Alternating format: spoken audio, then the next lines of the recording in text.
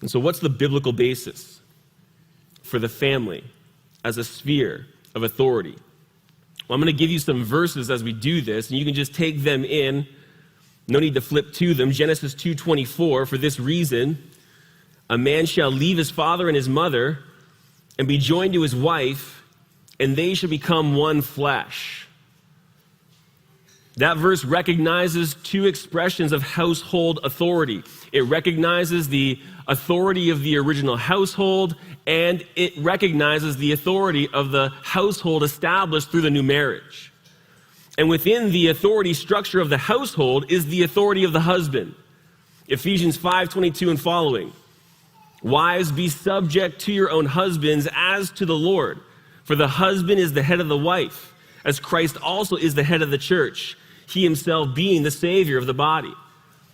And so in the same way that Christ is the head of the church, the husband is the head of the wife.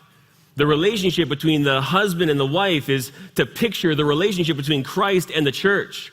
It's to be a gospel reality. And also within the authority structure of the household is the authority of parents over their children. Ephesians 6:1 and following. Children, obey your parents in the Lord, for this is right. Honor your father and mother, which is the first commandment with a promise, so that it may be well with you and you may live long on the earth. So children are under the authority of their parents. And so the family is a distinct and autonomous sphere of authority where the husband bears ultimate responsibility for directing family affairs and where children are subject to the authority of their parents. And that means this: children don't belong to the state, as tyrannical left-wing ideologies want to claim. They belong to their families, where even education is the ultimate prerogative of who? The parents. Now, anytime you have a God-ordained sphere of authority, you have a delegated authority. And that's because all authority originates with God. And that means that every sphere of authority is limited, directed, and governed by His Word.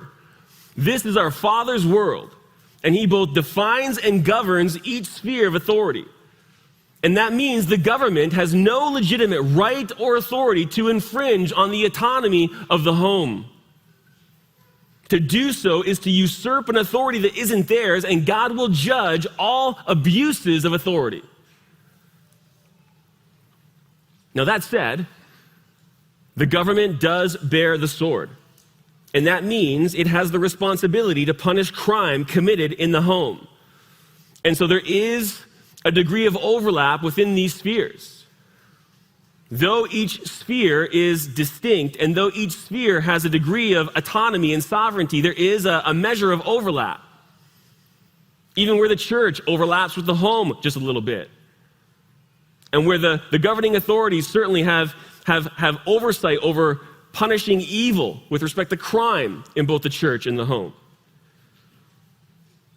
And so there's a measure of overlap in these spheres, but the government has no right or authority to define good and evil. Good and evil are not fluid. Good and evil are defined by God and His Word is settled where? In heaven.